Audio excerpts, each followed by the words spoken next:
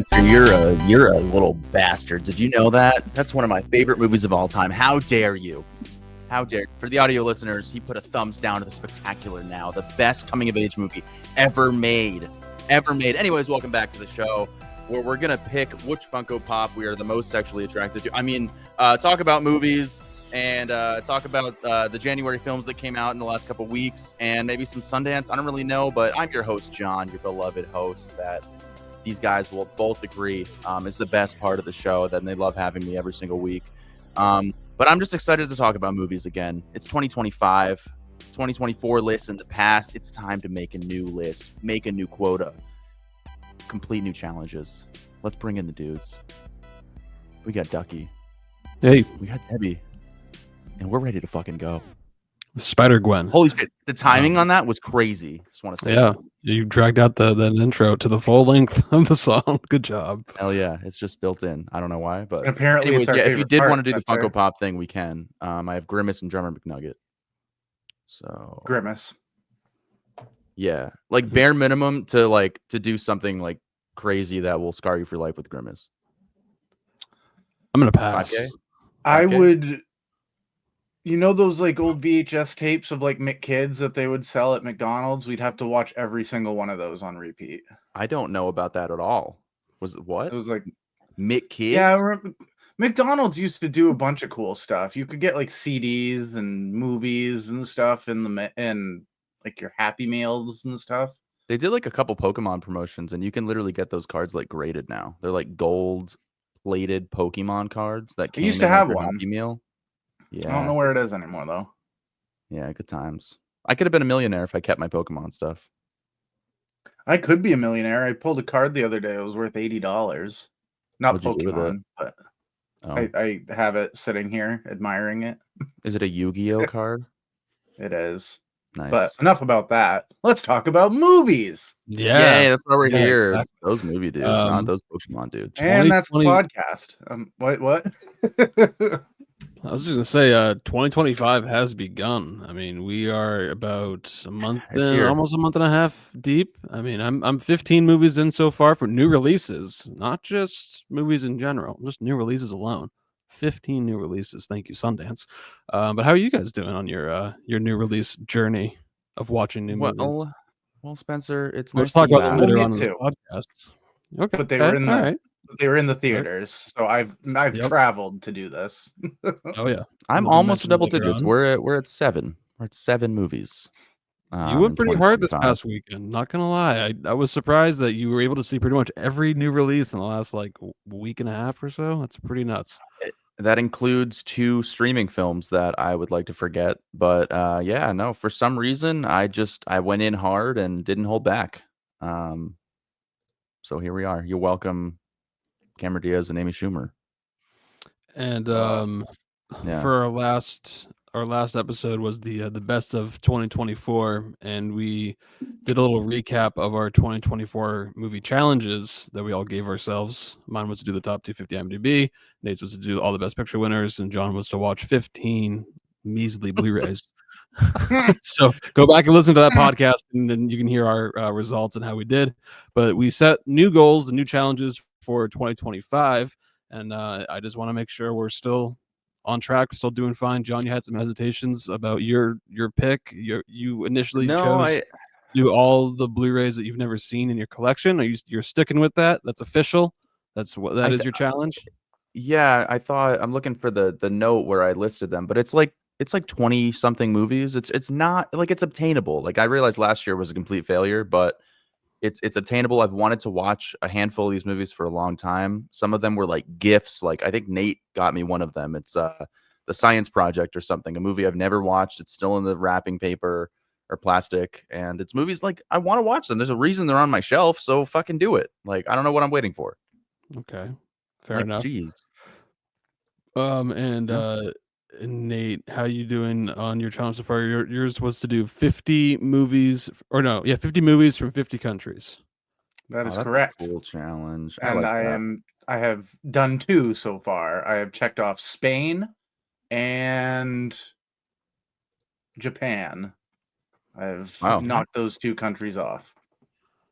Wow. Damn. Can you also learn the languages of each country fluently?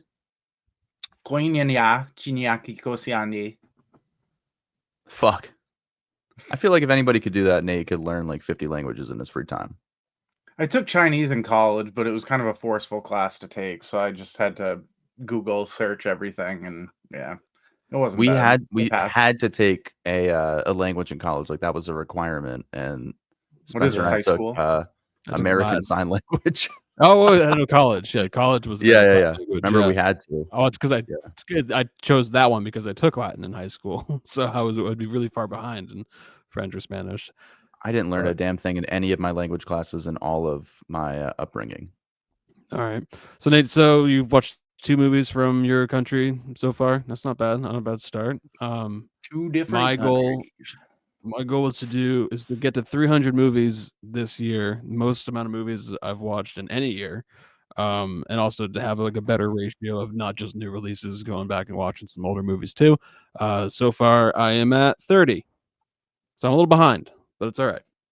I wish a little behind. You're at That's 30. ahead I wish I was February ahead. 10. I was trying to do a movie a day, and I couldn't do that. So we're still doing fine though. 28 is pretty good. And Nate, I just counted the countries as you guys were talking. I'm at 14 countries.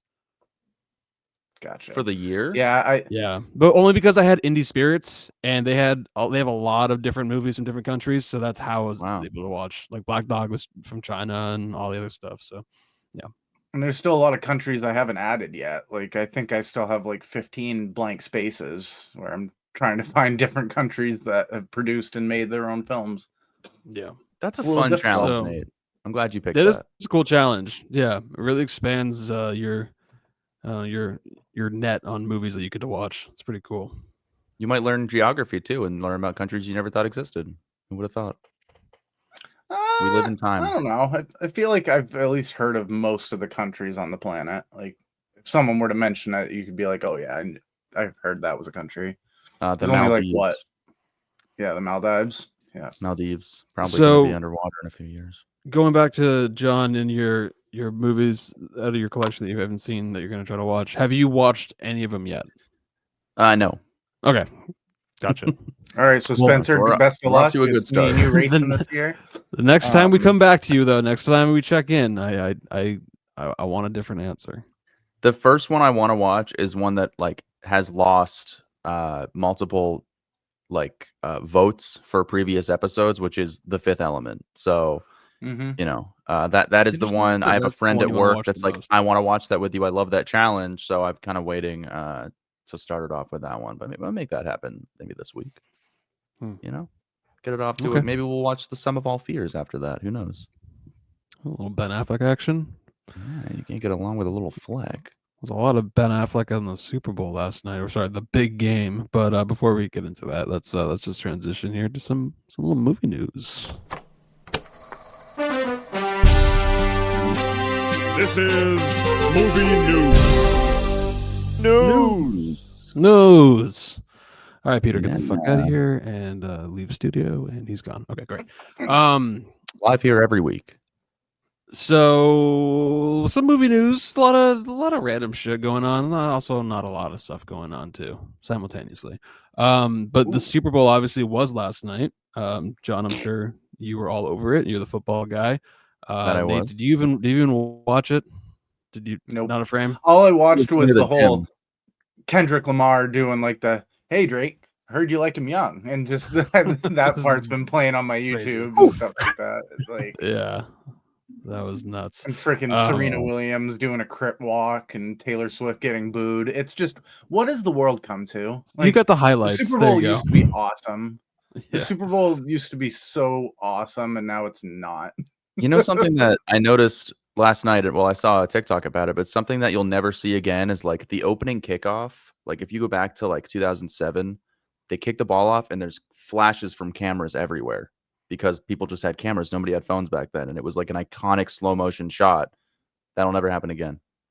Nope. Sad.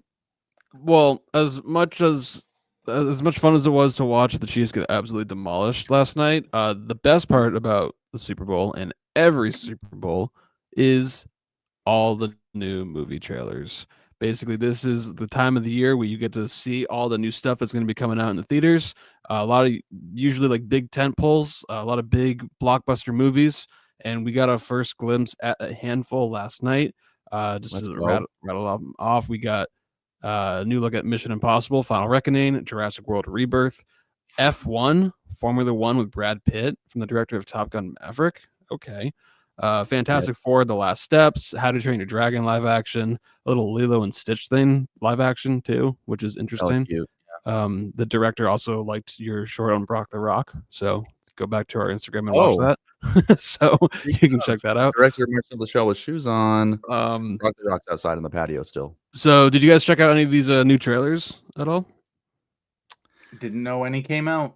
Oh, So great. I Great to have stayed you. away from the Why Super we have Bowl Spencer. because That's fine. that's all everyone talked about all day, and I was like, "This is my 4-hour gap where I don't have to hear about it." Okay, so ignore the Super Bowl. Jurassic World Rebirth and Fantastic Four has had trailers for the last week that's been online. Did you check those out at all, or have you just stayed completely away from all trailers? Away. You're going completely blind. I've been All right. staying away from most trailers unless they happen to come across YouTube ads. Or you're stuck in the something. theater before the movie plays. Fair enough. Yep. I don't blame you. I try to do the same thing. I really do. All right, so we lost a date during this, but John, did you watch any of the trailers at all? Did you see anything So new? I missed a few of them. I didn't know there were that many. I didn't see Fantastic Four, and I didn't see I don't know. There was another one that you mentioned I didn't see, but I saw the Jurassic World one. It finally looks like Jurassic Park again. Like they really are putting the time into the special effects to make it look and feel genuine. And they have a good director behind it, so I'm very much looking forward to that. I don't think there needs to be more Jurassic Park movies. We have 6 now, but here we are. I'll probably be there day one. Aren't they going back to the original island? Yes, which they've done already, I thought, in Jurassic World, the first one. So I don't know, either way. But I didn't see the Fantastic Four trailer. That I'm sure the first trailer I saw was really good. Yeah, I guess that's what I mean. Maybe that wasn't during the Super Bowl, but the trailer just came out and your first look at it. So Yeah, I mean that one looks really cool. I'm kind of done with Marvel, but those characters are ones that deserve a good movie about them because they are so unique, and the early 2000s movies were atrocious in so many ways. Well, so you guys are telling me that you don't have your tickets already reserved for Captain America: Brave New World coming out this weekend? No, you don't. Nope. Probably will though. It's Marvel tonight or tomorrow because popcorn bucket action with a shield. Yeah, or something. it's in my dad and wings, Sophie who fucking knows? movie. Big Captain America fanboy. But it's not even Chris Evans. It's not. I think the character. I don't know if it's the love for Captain America or Chris Evans. I'm not really 100% sure, but we probably will Can't go. it be both? It could be both. It could be both. I don't think Anthony Mackie can helm a movie of this caliber. I don't. Or any movie of any caliber. I honestly think he's the most overrated actor of all time, and I wouldn't be disappointed if he just retired and never was in any movie ever again. I hate him. So fuck him. I've never heard you have something for one actor. What's he done wrong? Spencer just blacked out for a second. I don't think he. I think I did. I think I did, and just came back too. He's not that bad. Jesus, I don't think he should be leading a Marvel movie. Or no, as an actor, he's probably I guess he's fine. He's competent, but he's like a Manila folder of an actor. Yeah, sure. Very plain. Never gonna win an Oscar. Yeah, but he's Sebastian Stan. Okay. I don't think this movie's going to make any money. I think it's going to be an absolute train wreck, and they're going to realize that they just need to just be done with Captain America. Thunderbolts is also going to be terrible. There's no way that movie makes any money. They'll make money. That's for sure. There's a fandom for this, but it's whether or not it's going to be a continuing thing, like the Avengers movies where they go 4 straight weekends with sold out shows. This is not. I don't think the ends justify the means on these movies, though. Like David Harbour and Florence Pugh aren't going to get people in the door like that.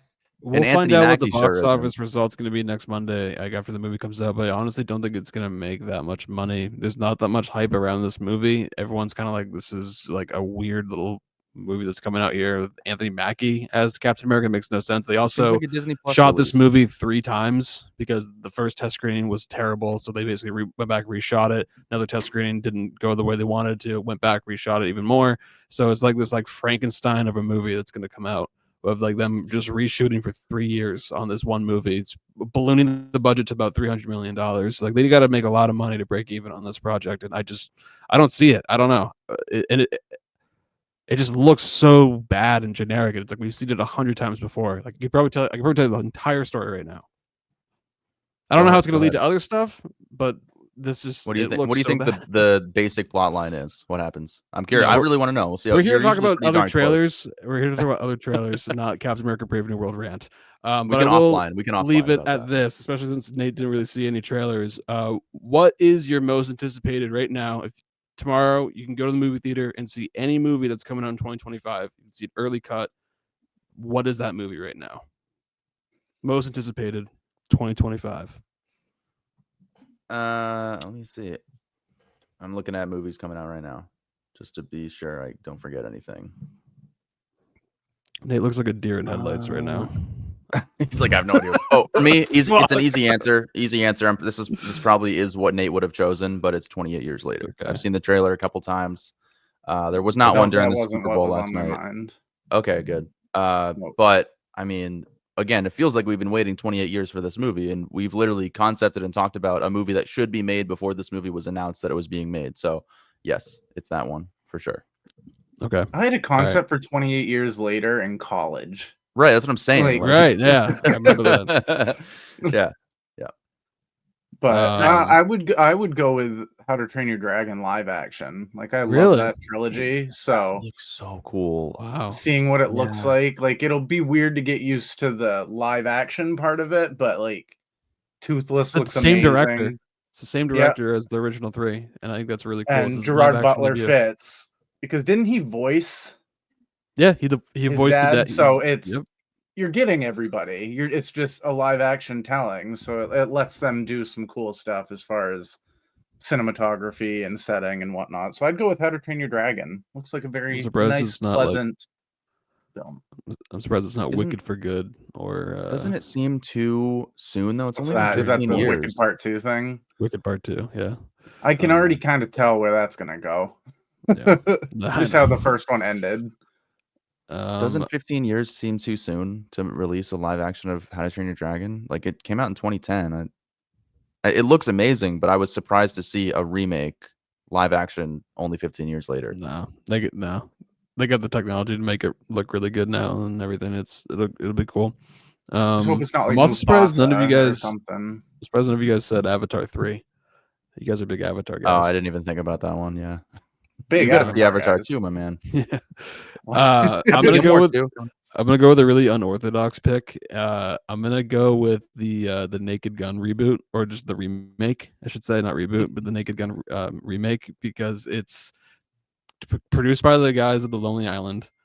It's directed by Akiva, whatever his last name is, who has done like most of the Lonely Island movies, and it's got a great cast. And the guy that's replacing Leslie Nielsen, or Neeson, I should say, is Liam Neeson. Oh wow! Okay, are you kidding? He's got comedic chops, man. That's get on YouTube of like him, Ricky Gervais, and Stephen. Fuck, I'm blanking on his last name, but the British comedian. Merchant, thank you. Liam Neeson sitting down is like, I want to do comedy, and like they just like work through a sketch, and he's just so dry and he's so serious the entire time, but he's so fucking funny, and that is perfect for this character. He's just oblivious and just causing havoc behind him at all times, and he just has no awareness whatsoever. I think Liam Neeson would crush it. It's written and produced by Seth MacFarlane too, a Family Guy, so it's like I'm excited for that. And so I think you got the right comedic people involved with this movie, and it's got another supporting cast that looks great. So, and I really kind of missed these kind of like big screwball comedies like this. Like Naked Gun's one of my favorite comedies of all time. So, I mean, I'm going to be it's got to be funny. It's got to be funny. And I will be the first to say it sucks if it does. But like, I am very curious to see how good this movie could be. So it's tough to make a good comedy. I have a very specific, we all have a very specific sense of humor, so I feel like it's got to be dumb humor for me to really dive into There's it. been some test screenings on it and that have gone very well, so it's I'm very much looking forward to it. It comes out in May, I think, or June. All It's a summer movie, I think, so could be a fun time. So I'm looking forward to that. Right. And the other bit of movie news that I thought would be interesting to talk to you guys about is, could you imagine if this actually like passes like everywhere and becomes real? But a Connecticut lawmaker proposes a bill requiring movie theaters to list actual start times after commercials. Basically, they want movie theaters to disclose how long of movie trailers they're going to be, with the actual start time of the movie listed. Good. What do you think? Okay, Nate likes Yes. this. All right, Nate's all for it. Like, Why I you see for no it? flaws to this. Like, it just makes people more comfortable knowing that, oh, I have this amount of time. If I want to see the trailers, cool. If I don't want to, I'll show up a couple minutes before the movie starts. An abuse of people's time. Yeah, it's a fair point. I mean, it's depending on where you go. For me, it's 25 to 30 minutes of promotional material. That's whether it's absurd. Yeah. I mean, 2 trailers IMAX and done. That's all you need. and regular movie screening, like say just a regular screening, it's 24 minutes. And then for IMAX, it's 27 to 30 minutes because they have more promo things like the IMAX countdown and fucking there's 2 or 3 AMC fucking promos after 10 AMC trailers. is ridiculous. So it's so indulgent. It's absurd. Yeah.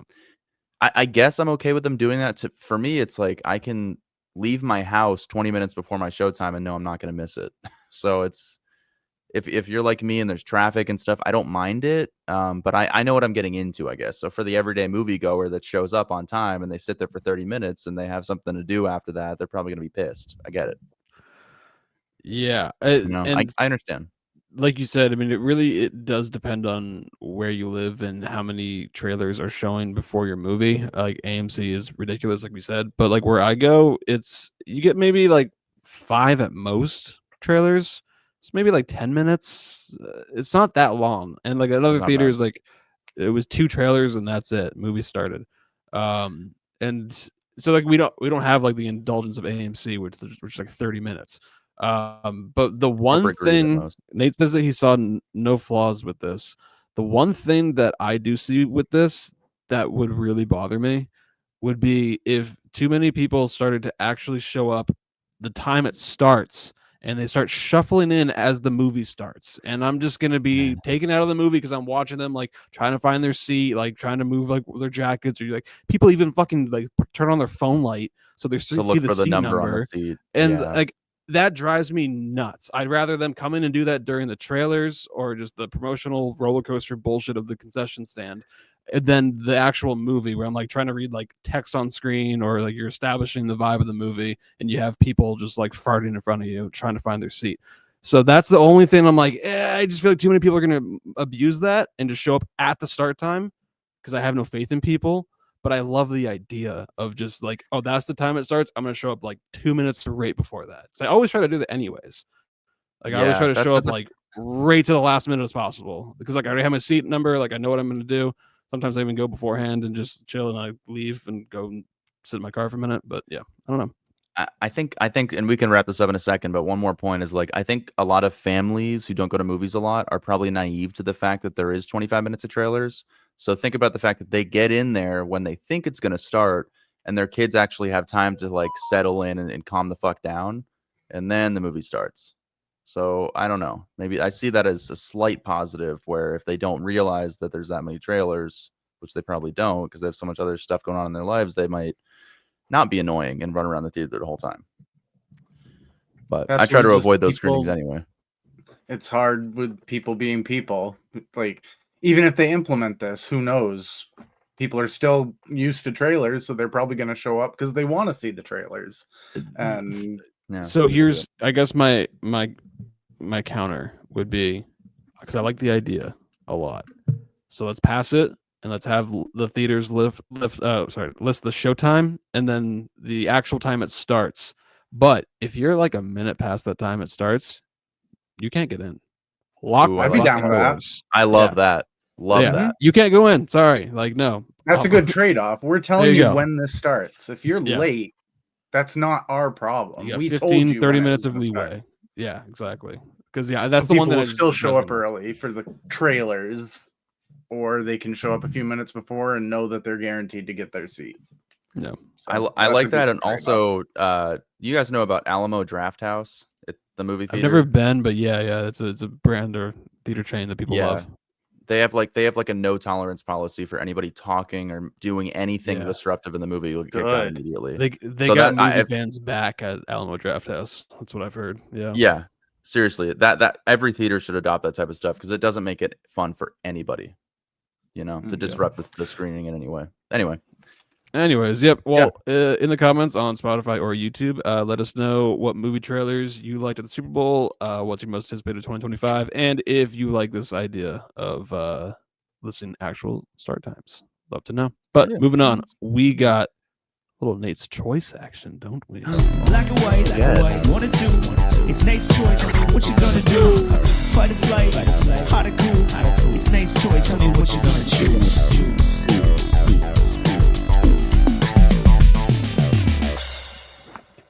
Yeah. All right.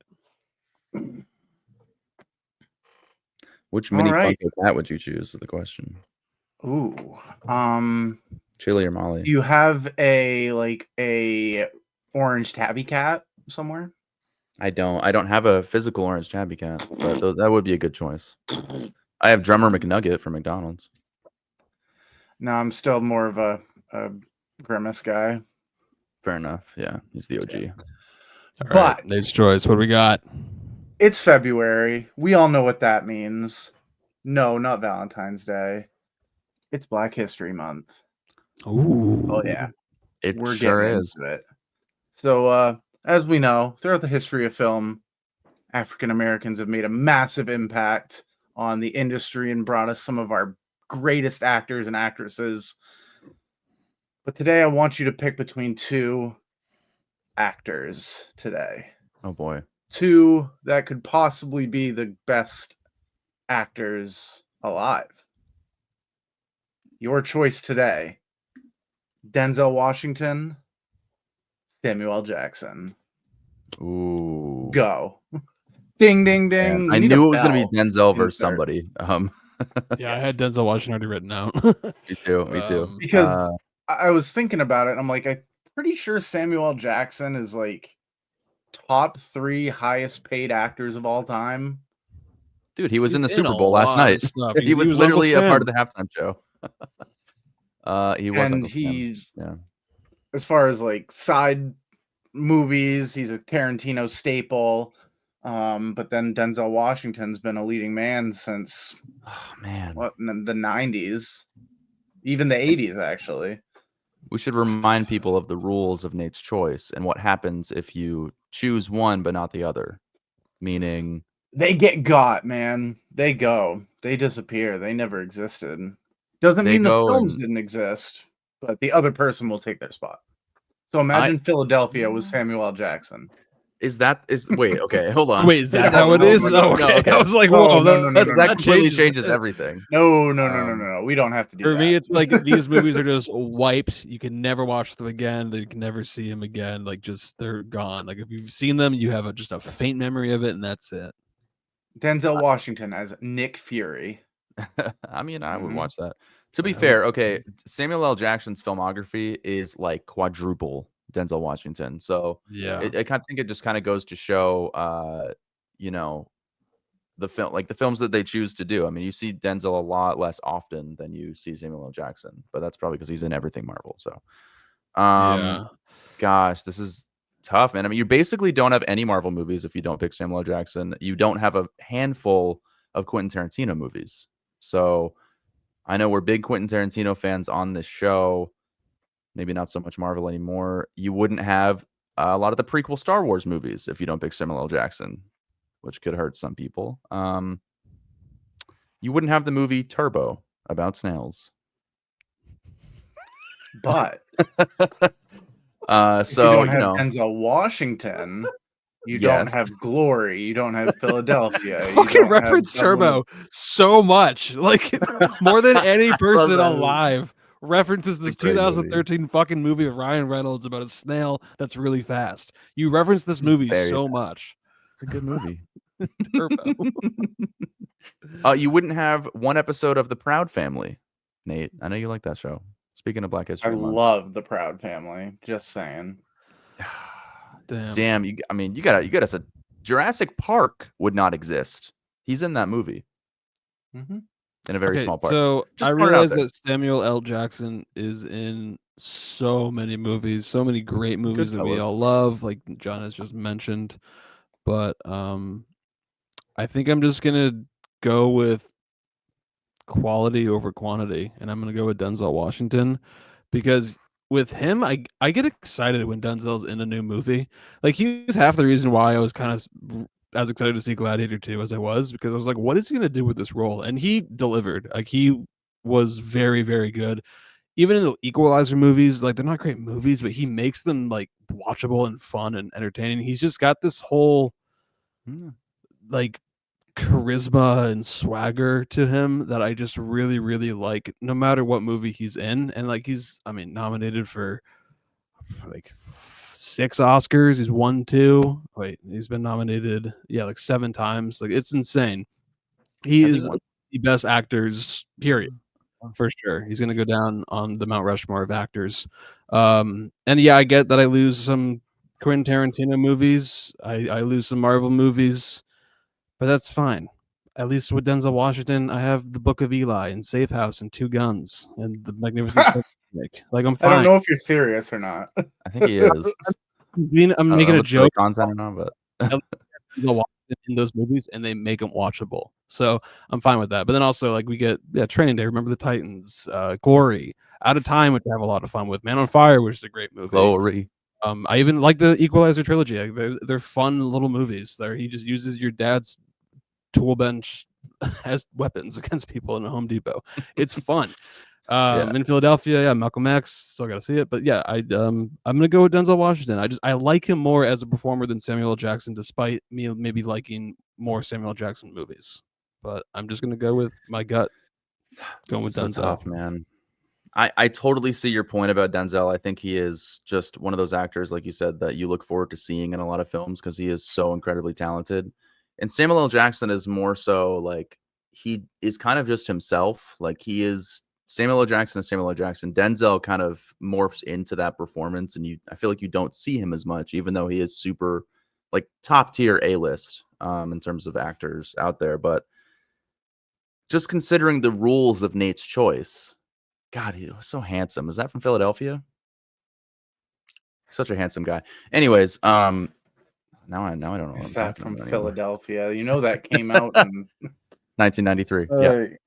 Tom Hanks. Never seen it, by the way. There's just the filmography, losing so many movies that I mentioned above. I mean, Turbo, all the Avengers movies. I mean, as much as those get a lot of hate now, I don't think I could do without them. You know, at this point, they've changed cinema as a whole.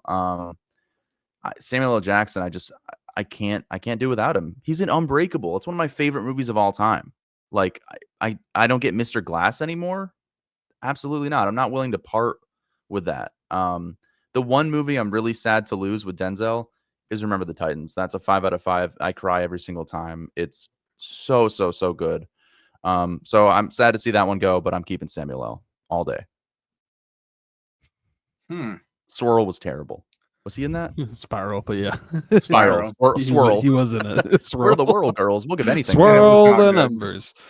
Denzel and Samuel L. Jackson. All right, we got a split decision. But I will say, Nate, before you do give your pick, it's a very tough Nate's choice this week. This is hard. Yeah, no. Shout out to my best. You know, it's kind of funny because I went into this unsure. I was hoping that you guys would convince me one way or the other. The funny thing is John convinced me of who I want to pick, and it's not the person he picked. What? What did I say? You Remember said, the Titans? No, you said Samuel L. Jackson. Most of the time, he's himself in these movies. Yeah. Whereas Denzel Washington, becomes the character that he's playing. Granted, Samuel L. Jackson, historic career. I'm sure I've liked most of the movies he's been in. But you're right in the fact that he comes up on screen, and it kind of happens with Denzel too, but it depends on the movie. But I feel like Samuel L. Jackson just sticks out. You just see him and you like hear him deliver his lines, and you go, "Oh, that's Samuel L. Jackson playing a character." Mm-hmm. But he's still Samuel L. Jackson. Where Denzel Washington, you watch Malcolm X, he becomes Malcolm X. And Remember the Titans, he's Coach Boone. Like, I don't think of Denzel Washington when I'm watching that movie. I'm like, he's an African-American coach coming to bring together this team. So I just thought it was funny that John convinced me to go with Denzel while he went the more Samuel L. Jackson route. So I thought that was kind of funny. But I feel like I'm good at convincing people to disagree with me because I have polarizing opinions. It was funny because you said that, and I went, you know what? That was a really good point. And then you said, "Oh, but I gotta go Samuel L. Jackson." And I was like, "Okay, well, there's just too many movies. There's so many." You didn't like my references to like Two Guns and well, I didn't know if you were being serious or not. So that's when I was just like, Flight was a solid movie. They're all fine. They're all watchable because they're Denzel Washington. Book of Eli, but Book of Eli. Book of Eli is on my challenge list for this year. So maybe I'll change my mind down the line. Who knows? I won't. Denzel's head in the corner of the Blu-ray with sunglasses on. Yes. Yeah. For those listening, let us know who you would pick for Nate's choice this week: Denzel Washington or Samuel L. Jackson. It's a very tough one. That's a real tough one. Choice. I'm sticking to it. Happy Black History Month. All right, moving on. We got some new releases to talk about, so let's get the fuck into it.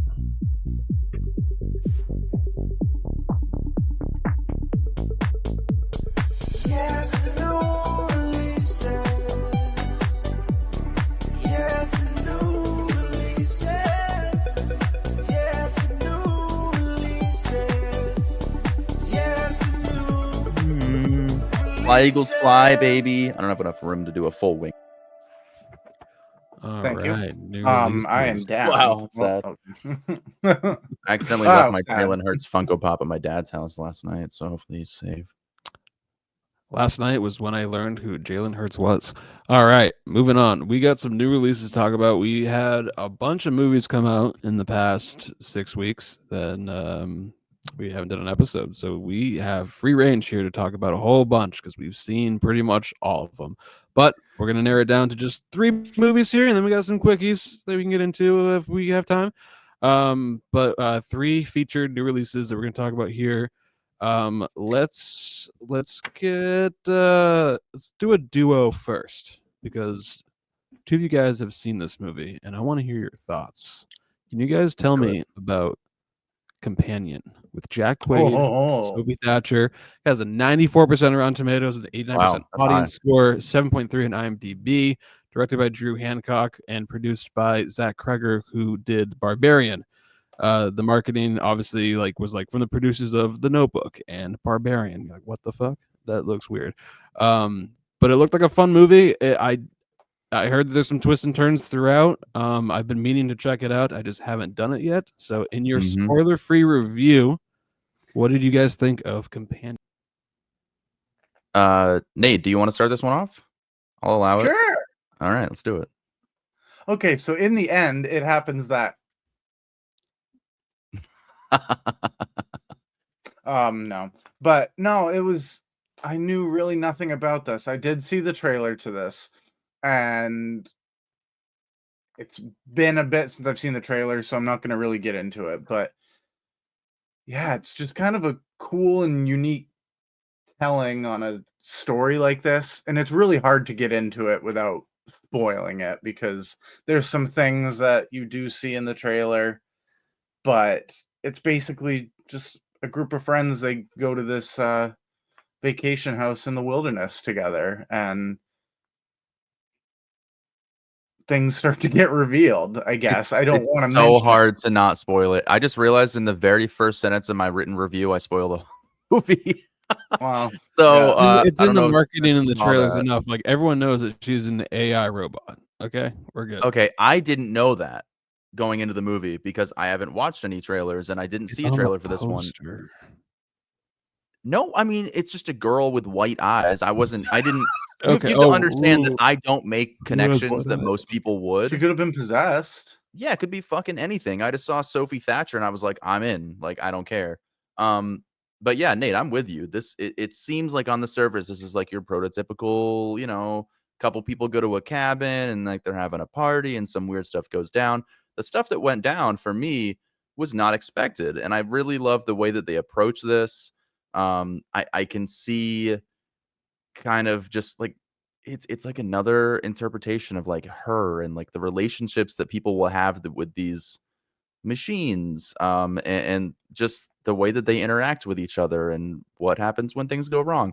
To me, this was like a much more fun and I guess low key version of Ex Machina. Just like there weren't as many stakes to it. It didn't feel as dramatic, and it just kind of just had fun with it. And it was another kind of like female protagonist heroine story. And I loved Sophie Thatcher in this role, just taking it on. It was a great time. Yeah, no, she drives this movie, and the way that she portrays this character is just funny because of what she is and the whole AI aspect to it, that she could be in like a dangerous situation or something where something's on the line, but she doesn't see it as danger. She's kind of like logically thinking through things Yeah. like, okay, so if I need to do this, I need to either hike 300 miles in through the wilderness. Not going to do that. I could try and get a car.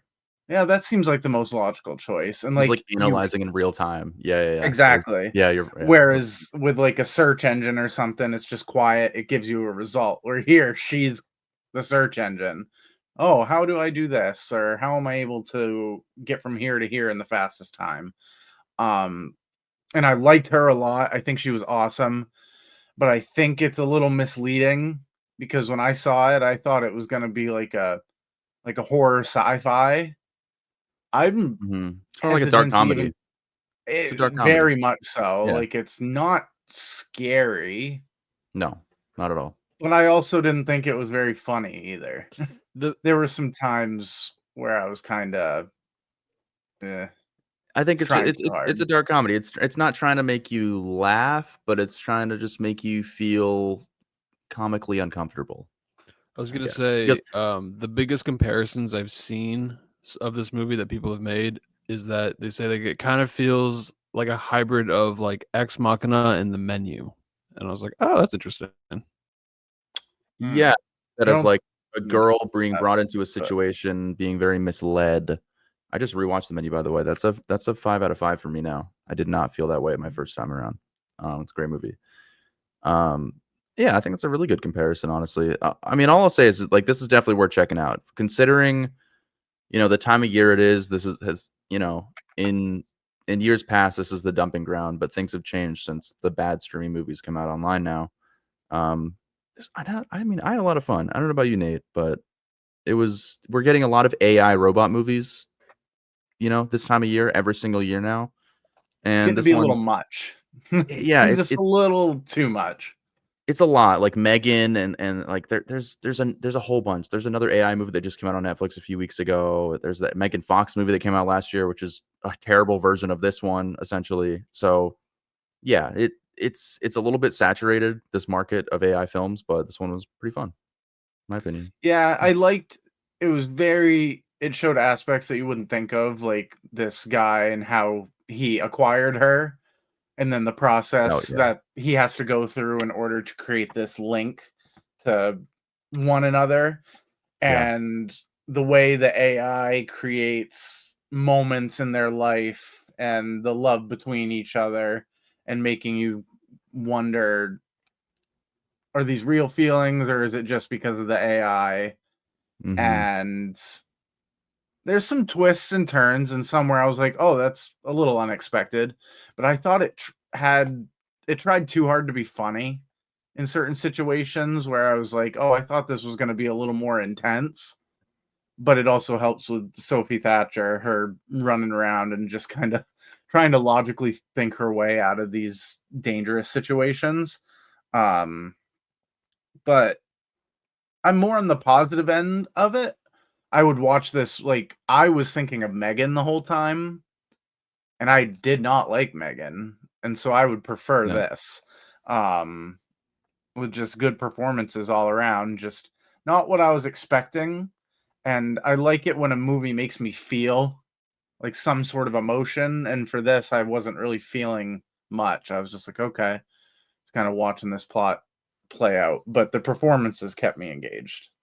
Yeah, fair enough. I'll say, yeah, overall, I really liked it. It was a welcome surprise. I mean, you see a movie called Companion with, you know, the prototypical poster of woman staring into the distance. You don't think anything great is going to come out of it. But I think it was a welcome surprise. They did some fun, kind of just relatable things using like the AI girlfriend app, like you how you would adjust your Govee lights at your house is kind of how you adjust the actions of your girlfriend. You know, like, oh, let's make her 30% smart. I don't want her to be too smart. It's like stuff like that where I'm like, that is ridiculous and kind of probably exactly how things are going to go in the future. So it was kind of like scary to see because like we are not that far. There's probably robots that already do something similar to this that just don't look as realistic as Sophie Thatcher in a movie. So I went 4 out of 5. I really liked it. Damn. I went a little lower. I went 3.5 out of 5. I still liked it, but it just, I don't know what it was trying to be. If it was trying to be a horror comedy, if it was trying to be just a black comedy. I missed the comedy, I guess. But yeah, for sure. I feel that. I think I laughed like maybe 4 times. Like it's nothing that's like gonna make you laugh your socks off here. Yeah. Okay. John, 4 out of 5. That's pretty big, but I definitely think I will watch it when it comes out on Peacock. I thought you were going to see it the other day. That's why we didn't record. Exactly, because instead I went and saw Wolfman. Oh, is this just a solo review? Wolfman instead. I don't think you guys saw it. I did not see one for the team here and try to bring some variety. Well, I'm still gonna see it in theaters. Yeah, because I saw Invisible Man. You are gonna see it in theaters. It's probably gonna leave theaters within the next week, so I'd hop on that. That's fine. It's heading out the door. Well, I only get so many days off. Right, so it's leaving soon, but it is also on VOD right now. So like you can rent it, but it's too expensive. I wouldn't do that. But anyways, I will keep it obviously spoiler free because you guys have not seen it.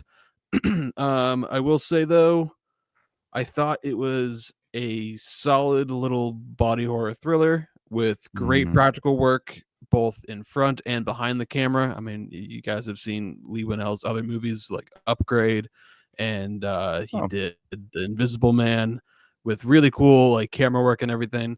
There's some stuff here that is really, really cool. But you'd be kind of surprised that like he didn't really dive into it as much as you would think with like the camera work. But what he does do, I think, is cool. Like he does this like Wolfovision camera work thing that's awesome. And Christopher Abbott, I think, is a little miscast in the role. Like I thought there's a lot of themes with fatherhood throughout the movie, and I thought that they just didn't feel earned. They felt a little forced. Just I think when it comes to the script, but the makeup effect, it's a little simplistic, but I think it's really, really cool. And it's a tight ass thriller for sure. It's like an hour and 40 minutes. It's not too long. And Julia Garner, it's great to see her in a movie, but I was maybe just a little underwhelmed because I think that they could have done something a little bit more, like especially like it wasn't near The Invisible Man in my opinion in terms of like quality, but this is still a very solid thriller and it's a good body horror movie. And like as I was watching it, like I was never really like scared or anything, but I did get home and like bring my dog outside, and I live in the very like deep woods of Maine, and I was outside in the middle of the night looking outside, and I literally did get a little freaked out, thinking like a little wolf man was just gonna come charging at me in all fours. And I was like, okay, Remy, hurry up, let's go inside. So maybe it did affect me psychologically, but That's Wolf Vision. There you go. But almost looks like reviews, Predator Vision. The reviews have been, some spoiler stuff here, but the reviews have been, it's 51% Rotten Tomatoes, 56% audience score, 5.7 on IMDb. A lot of people didn't like it because it is a very slow paced movie, takes its time setting things up, and they do throw a lot of ideas at the screen that aren't fully fleshed out. But just, I don't know. It depends on what you want to get out of this movie. But for me, I just wanted to be entertained. I wanted like a nice little thriller with some practical work, and for the most part, I got that. So I was satisfied. But I did wish I got something more on the level of Invisible Man, where I was like, that was awesome. Like, holy shit, that was cool. This one was like, I liked it. It was good. One thing did throw me off when I saw the trailer, because I don't know what the age gap is between Christopher Abbott and Julia Garner. But I went, are they supposed to be husband and wife? She's a mom. And then he says, oh, my husband he's still in the car or something. I was like, yeah. Husband? So they are husband and wife, and they have like an 8-year-old or something in the movie. And she's older than us, but she looks like she's 24 or something. I didn't buy her bravo to in her, the role at all. I just like her. I like her, so I like seeing she's her. Great.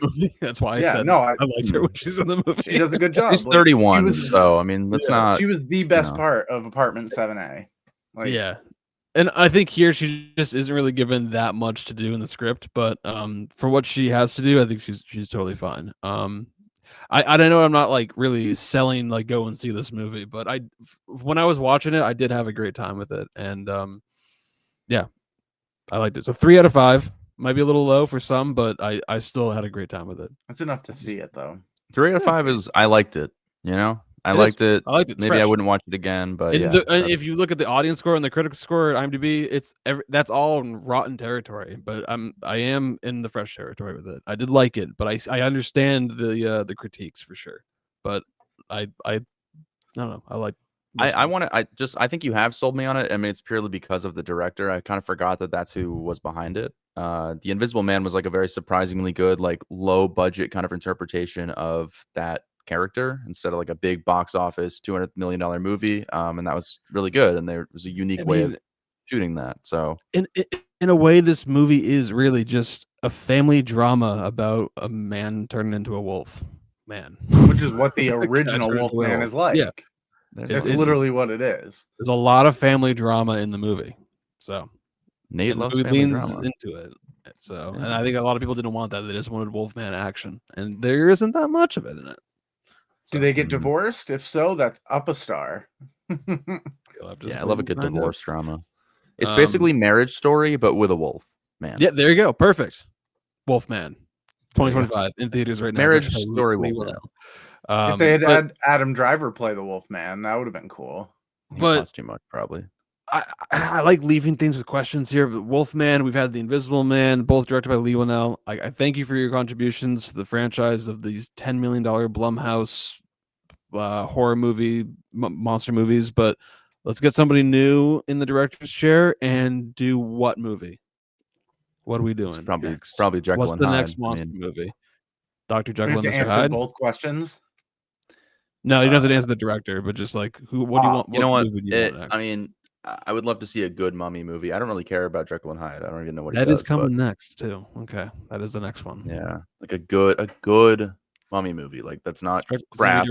It's gonna be directed by what's his name? Lee Cronin. He directed The Evil Dead Rise. Cronenberg? Yeah. He got a mummy movie in production with Blumhouse. So I think that's the next monster movie is The Mummy with that director. But yeah, that's probably my favorite of the Universal monsters. So I would go with a nice updated version of Creature from the Black Lagoon. That's my pick too. Yes. Yeah, because if you get what is it, Doug Jones, who does cool. all the, he could play the creature and be like all contorted and like a disfigured amphibious creature. And dude, underwater stuff freaks me the fuck out. Like camera work in general, and yeah, like Jaws just scarred me for life with that. And I think you could scare the bejesus out of people with that movie. like dark, swampy, underwater where you can't see it. It's at night, and then the fucking creature. That dude, like with the it'd be creature terrifying. from Shape of Water coming. I don't know if you, I would like... go see it. Like, I would struggle to go see it. I'd have to, obviously, but yeah. I mean the big get would be James Wan to direct, but who knows? That would be insane. Anyways, That sounds really fucking cool. Fede Alvarez. That'd be sick That'd too. Be kind of cool. I feel like we have manifested more than one movie on this podcast. That would be a fucking cool one if it happened. Can I just be a disposable background person who gets mercilessly, brutally obliterated by the creature? I would love that. Or it has to hold its babies. What? Huh? Yeah, that'd be cool. All right, so that was Wolfman. Another solo review, but it's timely, it's relevant, it's new, it's got some great reviews for some reason. It kind of came out of nowhere, but it's Hard Eyes. Nate, do you know anything about this movie? Yeah, I was gonna go see it, but I saw The Brutalist instead. That's brutal. right. All right. I saw the trailer for this, and I was like, I'm gonna like this movie. I haven't seen a trailer for it. I've just seen the poster, and I've just seen everyone blow this movie up online saying that it's a lot of fun. It's really romantic and also gory and in the slasher genre. Am I the only one that saw this? You're the only one that saw it, but I've heard great things. It had a 94% last week, but it's down to an 81%. 79% audience, 6.7 IMDb. But yeah, so John, Hard Eyes. What is this movie? Hard Eyes. It is the perfect blend of romantic comedy mixed with a slasher film. I really had no idea what I was getting into. I'm like, oh, it's just another Valentine's Day, slasher movie.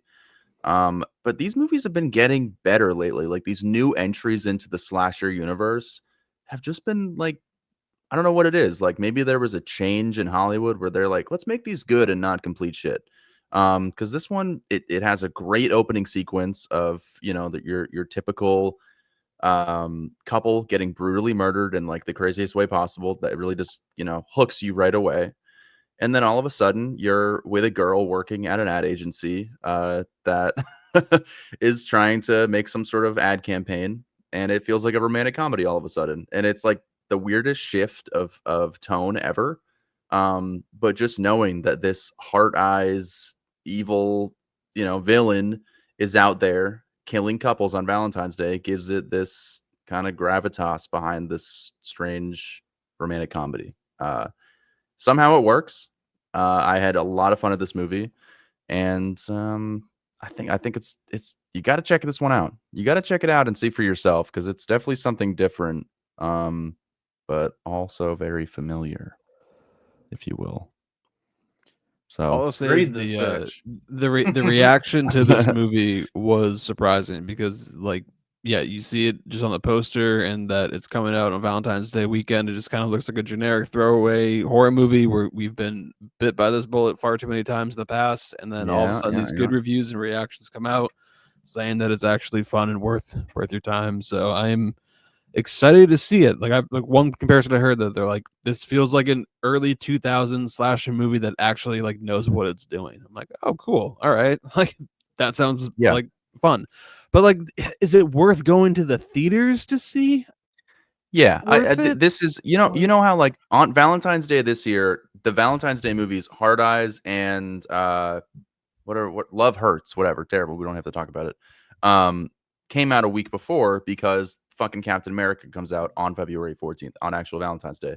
So these movies are already out. They're literally geared for Valentine's Day, and these are the best, group of movies that I think have come out for this specific holiday in a very long time. Because there's always that balance of like, okay, we're gonna go see the romantic comedy, or we're gonna go see the action or a horror movie of some kind. This is the perfect movie. You get both. You literally get both. It's a perfect blend of slasher horror, gruesome deaths, and a genuine romantic comedy. It's crazy. I don't know how they did it, but it works really well. Nate, do you think you're gonna go see this? Oh yeah, it was my second option next to The Brutalist. Okay, well, so that kind of answers my next question for you because my next question was gonna be, if you had to pick between Wolfman or Hard Eyes, which one would you go see? And it sounds like you lean towards Hard Eyes. I'd do a double feature. Oh boy. I mean, dude, you'd only be in the theater if you're not at AMC. If you're at AMC, it'll be 5 hours, but if it's just a regular double feature, it'll take you 3 hours. They're both short and sweet, you know? And that's funny because I have Thursday and Friday off, so I may just. You did a double feature kind of recently in theaters too. It was My Old Ass and what? My Old Ass. My Old Ass and some other movie that you saw back to back in theaters. 2024 movie late release, something like that. Yeah, it was in August or September or something like that. And yeah, like I was shocked when you were like, yeah, double feature. I'm like, no way, he's not gonna do that. And you did. Are you theater hopping or are you paying for these? That's the question. I need to figure this out before we can move on. Do you theater hop or do you just pay for them? No. Oh, you saw you did Smile 2 and My Old Ass. Oh yeah. I know your life more than you know it, only because you have a crazy memory for this type of shit. I went on his Letterboxd diary back to September. Saw that. The logical way to do it. Yeah. No, I forgot about that. There you go. Because I had a great day. I was like, I think I gave both of those like 4.5s. I was like, this was a good day. Go. Celebrate Valentine's Day. Treat yourself to Valentine's Day. Yeah, alone and going to see. Hey, that's a great way to spend your day. Go and see 2 fucking horror movies back to back. A little creature feature and a Happy little China slasher movie. There you go. Perfect. I give it a 3.5 out of 5. By the way, it's an easy recommend. Okay. I like being the single guy in between couples as well. That's a fun dynamic at these movies. I would do Hard Eyes first, load up my colon with Chinese buffet, and then go to Wolfman. Perfect. And then just feel disgusting. And when he goes to like roar, I just let him rip. I'm just like, sorry. You ever let out a huge fart and it ends up being a really quiet scene? That's tough in a horror movie.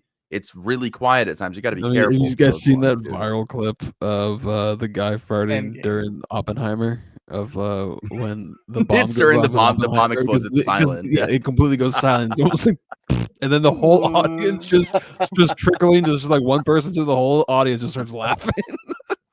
That's amazing, bro. It's like such a pivotal scene too. Jesus Christ. A fart box to Avengers Endgame and did that when he goes, I'm Iron Man. And just like let it go. Oh my god. But yeah. Classic. All right. So those were the featured reviews. New releases, featured reviews, Wolfman, Hard Eyes, and Companion. Do you want to do some quickies still? Or no? I can do a quick little dive into the to Love Hurts if you want. Well, we have a couple here. Because we have a ghost movie called Presence that Nate saw, Love Hurts, which you saw, Back in Action, which you and I saw, and you're cordially invited, guys. There's another one, too, that you're not mentioning called Kinda Pregnant with Amy Schumer. I didn't see it, and I don't want to mention it. Okay, well, I saw it. And you don't have to watch it. These are quickies here. These are quickies here. I struggled to even put these last 2 on, Back in Action, and you're cordially invited. So let's just be, I'm sure you did. Let's just be grateful that they're even included here. Quickies. Love Hurts, John. Love Hurts. Yeah, Love Hurts, and this movie kind of hurt to watch. Spencer mentioned to me yesterday that something I didn't realize, but it makes a lot of sense now, is that the person who directed this movie was I believe a stunt coordinator on the John Wick movies. And this movie felt like a ripoff of those movies with no character development. So the action scenes are really, really good, really well shot, and a lot of fun. And honestly, the lead actor, I don't know his name. I just know him as Short Round from Indiana Jones. What's his real name? Ke Huy Quan. Ke Huy Quan, Oscar winner. He's so likable. Like he's like the kindest real estate agent in this movie, but in his past life is like basically John Wick. So that was kind of a funny dynamic with his character. But there's no character development. You don't care about anybody in this movie other than him. So this movie just ends up feeling kind of hollow. It's not really worth the watch. And it's not really being well received by any means, but it is your other Valentine's Day movie if you want, because it takes place on Valentine's Day for some reason. But yeah, I gave it a 3 out of 5, which feels high now that I think. Jesus, that's really high compared to what you just said. Yeah, okay. It's probably like a 2.5. Let's be real. But But still, I mean, that's decent. That's not bad. That's a soft recommend. That's just you ranked it fresh. That's not what you said. I don't know. I just kind of, since I saw it, I haven't really thought about the movie at all, so that doesn't really bode well. Okay, well, all right. I think maybe just ignore his grading and just take what he says. Yeah, I mean, I'm actually gonna lower. I'm gonna lower it to 2.5. It's rotten. There we go. That's a 2.5. This movie was trash. I hate it. It's sexist. 4 to 5. 4.5 out of 5. Yeah, I'm out of here. Okay, it's day one purchase. Nate, you saw the new Steven Soderbergh movie Presence, where the camera is a point of view of the ghost the entire time, and it's kind of more of a family drama with that gimmick. So, what do you think of Presence? This was a Sundance hit from 2024. It was a film. All right, back in action. Which it's a cool concept on paper, where you're from the point of view from the afterlife, basically, and you only have so much influence on the real world, and you're trying to make things right and help this family and whatnot, but in the end it felt meaningless. Like there was a weird, like the plot to why the ghost is there is mentioned a couple of times, and then it ended, and I'm like, was that supposed to be like the big climax of the movie? Because that was better suited to like an act 1 moment to like go into act 2, but no, it ended the movie. Yeah, I did appreciate it. I thought it was cool, but the performances were really bland, except for the dad. I don't know who it was, but he was actually like the most believable. And Lucy Liu is just kind of a very stoic character who favors one child over the other, and just a bunch of weird family stuff. I don't remember what I gave it. I probably, similar to John, I think I gave it like a 3 because I appreciated it, but it's not something I would ever watch again. Interesting. I'm really curious to check it out. It got decent reviews, but I did see some polarizing reviews too, being like it's not for everybody. It takes some swings. So I'm definitely curious to check it out. I just it wasn't playing anywhere near me, which was unfortunate. Otherwise, I probably would have tried to have seen it. But it does a lot of like, fun. Oh, here's a scene from the ghost point of view, goes for a few minutes, back to its spot, fade to black, onto the next scene. That type of thing. And so it didn't feel like an hour and 20 minutes too. Yes. Like really short. So it's a breeze. Yeah. It flies by, but it's I'll check it out when it comes to streaming for sure. Sequence cut. And I'm just wasn't very engaging, but I respect it. These movies aren't great like this and Here and some other ones, but I like what they're trying to do. Doesn't necessarily work, but I appreciate them at least thinking outside the box to how to use the camera to tell a story. Okay. I'm sure it'll be out on VOD very soon, but yeah, I am still curious to check it out, but it's a bummer that it wasn't higher in the ratings, but oh well. And 2 of the worst movies I've seen so far this year are exactly where you'd expect to find them: Netflix and Amazon Prime. We have Back in Action, the new Jamie Foxx and Cameron Diaz movie, where it's literally a movie that you've seen 1,000 times before. That's all I'll say. And the new Will Ferrell and Reese Witherspoon comedy/drama, You're Cordially Invited. You don't have to watch. I had hope for that. Right? You don't have to click play. So I was with a group over the past weekend, and we're all just looking for a movie to watch. And this was a new movie. It was number 3 on Amazon. We're like, fuck it, let's Will Ferrell, Reese Witherspoon. And those are like, what could go wrong? Yeah. What could go wrong? All of it. All of it went wrong. We didn't even fucking finish this movie. It was so bad. We were all like, who gives a fuck about how this movie... No, I actually did finish the movie once they went to bed, but they went to bed. By yourself in the living room. It's kind of an unwritten rule with us. But like, we have to finish literally, like we got to the point where we were just like, wait, okay, there's got to be like 15 minutes most left of the movie. We check. There's 47 minutes left. We're like, oh my god, that's the worst feeling. Oh my god. Well, yeah. Okay. So just get married they're already. like I said, like, they're God. exactly where you'd expect to find them. Terrible movies on streaming. So there you go. Cool. All right. That's all I want to say. Yeah.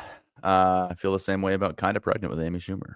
Don't You're watch really that. insistent to talk about Or Turbo. I mean, I watched it. I feel like if I watched the movie, I had the right to talk about it on the podcast. right, That's the only reason I watch some of these movies. There we go. That proves what I just said. My point. Just another movie, one of the worst movies of the year, probably. Kind of Pregnant. It doesn't exactly where you'd honestly, find it on streaming. We're doing ourselves a disservice because now we're giving that movie airtime that it doesn't deserve. But do not watch it. Amy Schumer is not funny, and she never has been. And she you keep giving it airtime. Doesn't have any acting talent. She was really good in that movie with Bill Hader. She wasn't good, but the movie was good. Yeah, exactly. Yeah, I'll go with that. I believe. No. I think. Instead, I watched 7 Sundance movies that I no point to even talk about now because they're not even coming out right now. So, Bunny Lover. Rachel's son. Sorry, I will baby. Participate next year. Me and Spencer already kind of have it planned. John, you in? John's gonna. Yeah, we talked about it as well. I would a 10-film program. That'd be sick. I want to go. I want to go in person. That's a lot of money. That's a stretch. I don't care. I would a lot prefer of. to go Okay, somewhere. so here's the thing. That's a lot of money for mostly watching 3.5-star movies, where you might get a 4.5. You might, if you get lucky. If you get lucky, you might get the right screening and see a 4.5. But what I've heard from this past year, the people that went in person, that it was like it needs to get out of Salt Lake City. It's too congested. People are being turned away, even though they have tickets. Like that just would piss me the fuck off. Yeah, that's so not good, man. This is like lines at the door. Like you got to leave immediately when a movie ends to make it to your next movie, and sometimes you got to take a shuttle over to the other town. So like it's chaotic as fuck. But even if they might even get rid of the virtual platform, because the movie that I had a ticket for, Twinless, which won the audience award, got pulled from the platform because there's sex scenes with Dylan O'Brien, and Dylan O'Brien stands immediately ripped the movie and leaked it on Twitter, and so they literally removed it from the virtual screening. So like I was literally about to watch it like in an hour, and like I went and checked, gone. It was just disappeared. Damn. But I got a refund and I got a free ticket for another movie, so I was happy. Free tickets. All right. I will say $35 to watch a movie that has nothing but a log line is a little bit of a stretch. It's exciting, but it's exciting. And I had a great lineup. I watched a lot of good movies, but we don't have to talk about Sundance. That could be for another time. That could be a whole other episode, to be honest with you. Cool. Yeah. Anyways, let's finish off here with something new, something we've never done before. Oh, boy. But there is a new game kind of taking the movie world by storm right now. It's an online movie game, competitive game. We like a good competition here on Those Movie Dudes. It's called Cine2Nerdle. Okay. It's a very intense game. Basically, 2 players. I suck at it.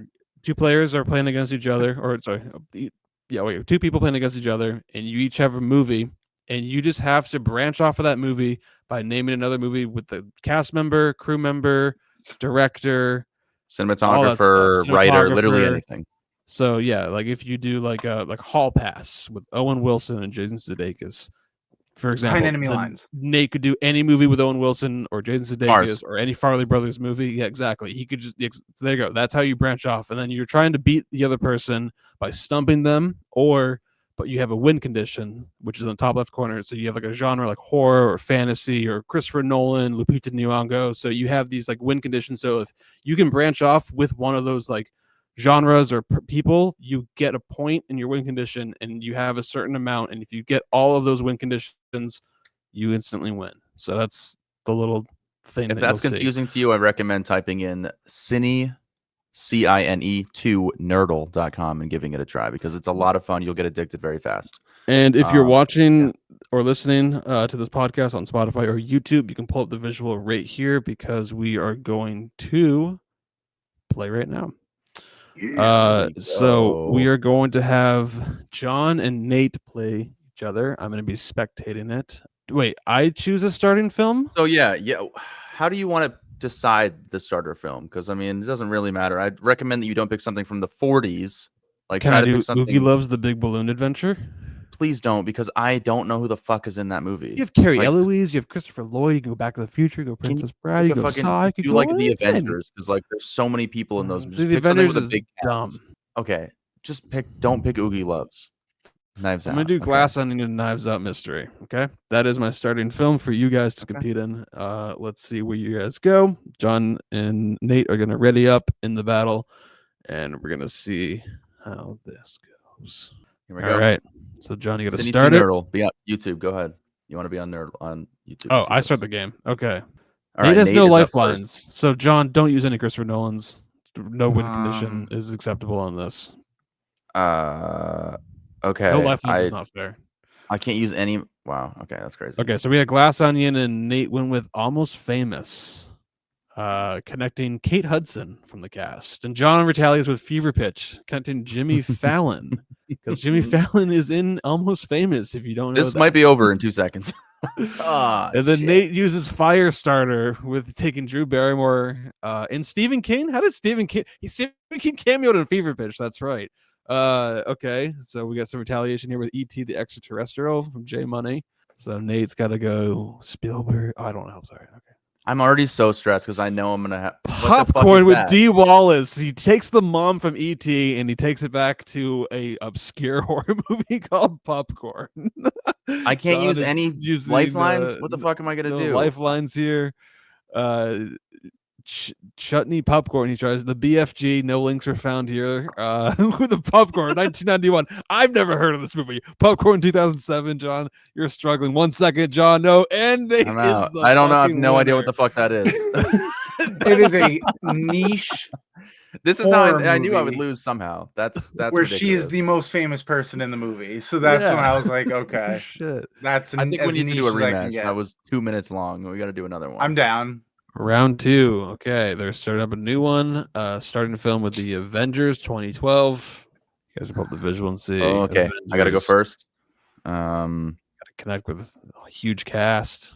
He's going with Cabin in the Woods, taking Joss Whedon and Chris Hemsworth along with the ride. Okay.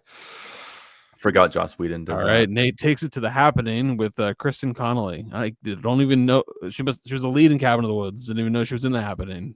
Deep cut. And then John takes Mark Wahlberg and brings it to Transformers: The Last Night. Never saw it. Right. I don't think. Shit. All right, Nate brings it to Boogie Nights, keeping Mark Wahlberg in play. All right. Julianne Moore branching off, going with Still Alice.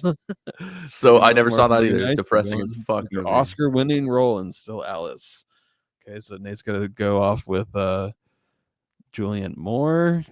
Go with Alec Baldwin with Glengarry Glen Ross, because Alec Baldwin is in Still Alice. You didn't know that. Shit. Hope Springs. What's that fucking movie? What's that? John struggling here to connect with Gary Glenn Ross. Uses his cast lifeline, opens it up. We got Al Pacino, Jack Lemmon, Al Pacino, Dog Day Afternoon. There we go. Kind of a small. This is not cast. good. I don't want to be in this era. I don't want to be in this era. I don't like famous this. director.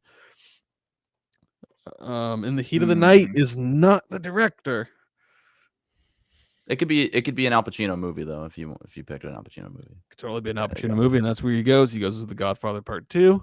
Also connecting with John Cazale, Dominic something. Oh, Godfather Part 2. John just keeping it traditional, going right back to The Godfather. Al Pacino is done. No more Al Pacino. No more. Oh, no more John Cazale. John Cazale is done. That's rare. He's only in 5 movies to begin with. What? We've had the conversation with Francis Ford Coppola. Okay. Opens up his cast lifeline. Gene Hackman, John Cazale. Yep, he's in it again. Cindy Williams. Star Wars Episode 1, The Phantom Menace. No, he is not. No connection there with the conversation. John, come on. We need a Gene Hackman movie. There's so many Gene Hackman movies. You could even do one more Francis Ford Coppola movie if you want. Shut the fuck up. Help you. Fuck. Yeah, shit. There we go. Jesus Christ. Uses Harrison Ford. I had a cast. Okay. I had a cast lifeline for Harrison Ford. Because Harrison Ford's a cameo in that. All right. Yeah. In the cameo sense, and it goes back with American Graffiti. John keeping it with Indiana Jones. Coming in hot right here, dude. Harrison Ford is done. No more Harrison Ford on the line with John playing Indiana Jones and the Last Crusade. All right. Oh, I'm Nate's scared. trying to figure this out. Top Gun is not a connection. He's trying to go. What's his name? I can't use any of my lifelines. You should be able to. It's not letting me. Oh, okay. He Oh, got time. lifeline. He got time. Okay. Nate uses time lifeline. He's trying to think of a Sean Connery movie, I think. Oh, that was a spoiler. The Untouchables. No, it's not. Oh, well, I mean, if you didn't know. Oh my god. Oh, okay. Pretty big cast in The Untouchables. Oh, stick with Sean Connery with The Hunt for Red October. Okay. Never seen it. Only got one more Sean Connery movie in play here. So Nate's got to scared. figure out what to use. He's going with Dr. No, the first James Bond movie. John immediately uses cast lifeline to see the cast here. It's a stat cast. I don't know who any of these people are, bro. Andres, Joseph Wiseman, Jack Lord, Anthony Dawson. I gotta skip cast it. That you I know. skip It it. skips. And it's back to Dr. No, which makes no sense at all. That's the glitch. If I were No, that's the skip. That's the skip. So it goes. It's a skip. You doing it, and Nate has to pick something. Yeah. Man, I would have done Nate like just has to Octopus pick a or movie. something. He has to do something like basically what I would have had to do is pick something that branches off Dr. No that doesn't use Sean Connery. I'm not gonna. I have no idea. Oh, neither did I. You have more life. No, you don't. You don't have a skip or anything. Nope. Damn. All right. One to one. Nate's tactic stumps himself. Yeah, see that Ian Fleming. I didn't have a listed? tactic. You could have gone with I think any Bond movie because Ian Fleming. I tried. I put in Goldfinger. It said you shit. couldn't use anymore. Damn. All right. I think we got to do one more. Tiebreaker. Got to do one more. Yeah, tiebreaker game. Okay. Tiebreaker. All right. Here we go. Tiebreaker game. I got to pick another starter film. For the starter film, I want you to pick The Nice Guys with Russell Crowe and Ryan Gosling. Okay, I'll do it. That's The Nice Guys. Starting film there. I had August Osage County in there. We open the show with The Nice Guys. Big cast. We end the show with The Nice Guys. Okay. All right, here we go. The Nice Guys. Here we go. Here's for the tiebreaker. I am ready, and this game is starting now. Here we go. Okay.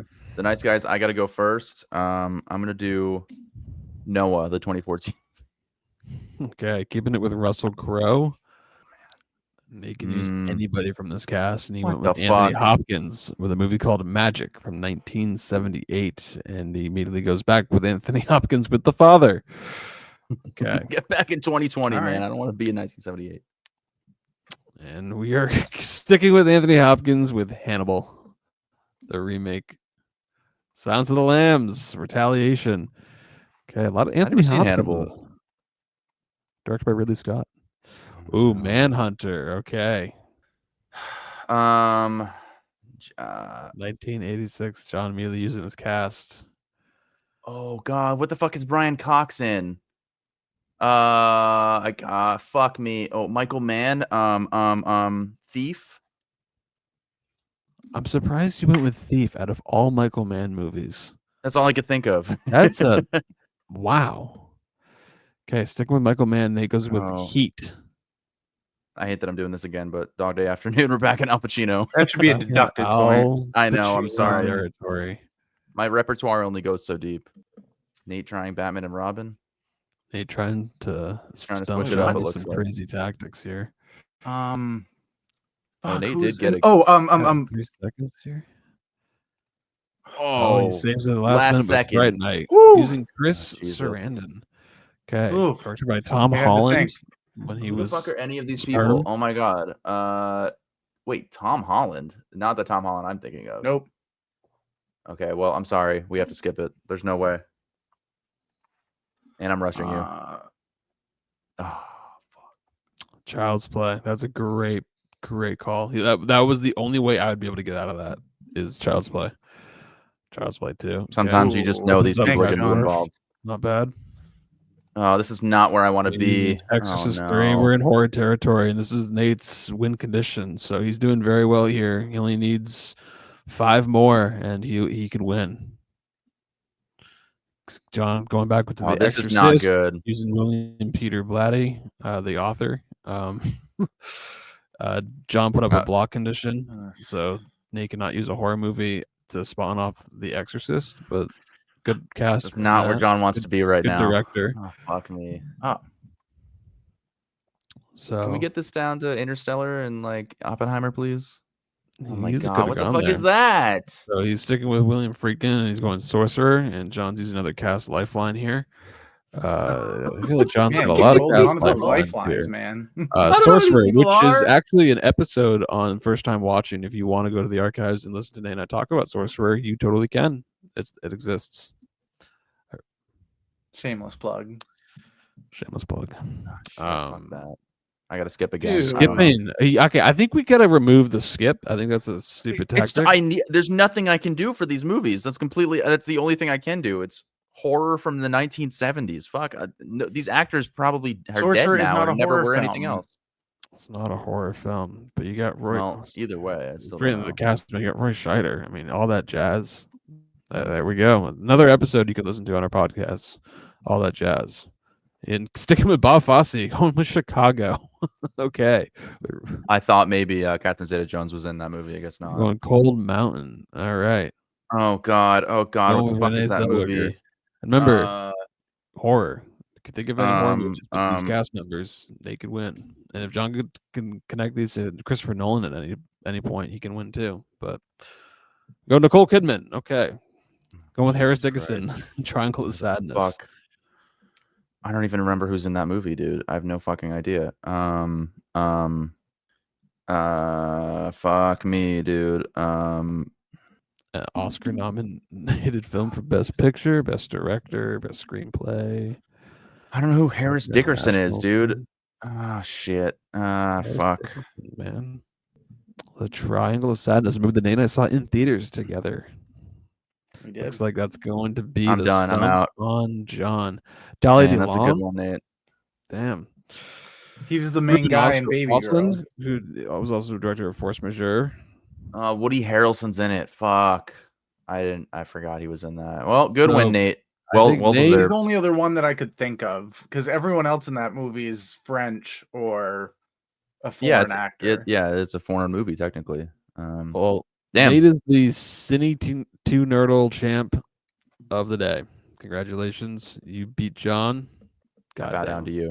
You did some tough ones there. I'm surprised. I mean, I literally had to skip like 3 movies to even stay in the game. So, yeah, good stuff. I forget about the win condition because, like, Christopher Nolan, you only need to put 3. Horror, yeah, but once you get me, dude, if you get me out of the 2000s, I'm fucking done. Like, you got to play one movie that's in like the 70s, and I really have no way of coming back. Well, so when you guys were in Sorcerer, so like I was also like playing along in my head.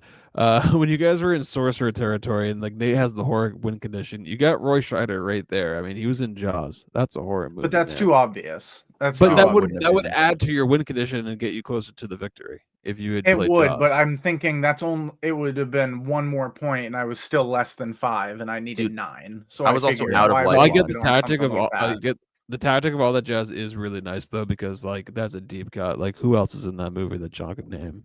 Not a lot of people. I thought Catherine Zeta-Jones Fosse. That is impressive in and of itself. So, yeah. Because of Fosse Verdon. So very good game, you guys. I think this could be a good segment. We'll see how it plays on the playback, on listening to it. But I don't know. I think it could be fun. I think it's a good time. I like the commentary, Spencer. Not a sponsor. I can't talk for this. I'm like searching. Like, if I talk. That means Spencer, I'm not able to think. Spencer reminded me of like I watch like Survivor challenges, the show Survivor, and like these players are trying to concentrate, but Jeff Probst is in the background like commentating the whole thing, and they're like, "Shut the fuck up," because that's all I could think in my head. I'm like, "Shut up, Spencer," but I love it, man. Nope. Yeah, thank you so much for making it through the podcast. If you made this far, we really appreciate it. Check us out on Instagram at ThoseMovieDudes. Check out our stories. We go to the theater. We're posting pictures in our stories. That type of stuff. Go see movies. Getting new physical media. Yep. I've been purchasing some more physical media lately. I recently got Heretic and The Boy and the Heron.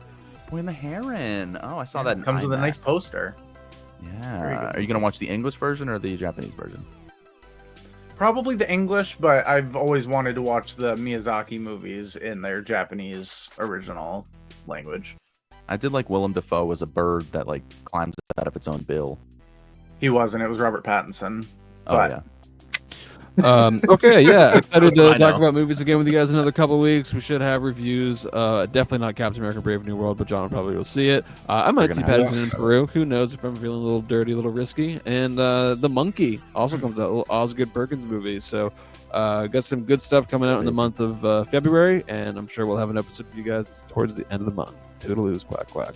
Bit. See ya. Turtle.